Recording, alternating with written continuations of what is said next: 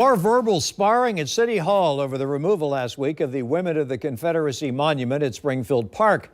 In the early morning hours last Wednesday, the statue was taken down and hauled away to a warehouse on orders of Mayor Deegan. Yesterday, City Council met seeking answers on how this was done without the council's consent. Today, the council president, Ron Salem, took steps designed to prevent this mayor or any future mayor from doing the same thing. Both Salem and Mayor Deegan spoke with News4 Jax reporter Jim Piggott, who also has a look at what's next for the statue. Despite the debate over removing the monument, council members say there really is no chance of it returning to Springfield Park. The mayor says she had every right to take it down because the removal was paid for by private donations, and the city's top lawyer told her current city rules allow for it. Today, this legislation was filed by Council President Ron Salem that will change those rules. If approved, it clarifies what can be done with private money, limit the use of monetary and in-kind gifts or donations for capital improvement projects, and any other purpose without council appropriation, meaning the council would have to say okay even though the money was coming from a gift, not taxpayers. But it also goes further by saying the money from the gifts or donations cannot be used to alter, demolish, relocate, transform, or in any other way modify any city-owned or managed property, object, thing, or anything else of substance without prior council approval. This legislation is just to clarify the power of the mayor in terms of taking donations in kind or cash and doing things.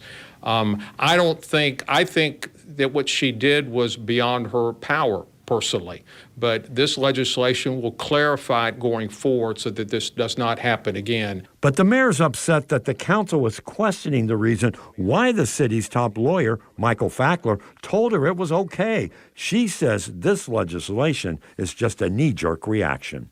Many times I spoke with members of this council, including President Salem, about my desire and intention to take down this monument. I asked if they wanted to address it. They did not. And everyone knew, because I said I was exploring every option that I had as mayor to do so. There was every opportunity for any one of them to go to the general council and say, does she have the authority to do that? I don't think that happened. I think most of them, if they were really to be honest, are probably relieved this thing is gone. But at the end of the day, I think people feel as if they have to say certain things politically. And that's, when I say politically, that's what I'm talking about. I made this decision because I believed it was the right thing to do. Not for any political reason, because I believed it was the right thing to take that Jim Crow era monument out of that black neighborhood. I have no intention of taking away anything else, and I think they know that. But this is what happens when politics is injected. Ron Salem takes exception to that.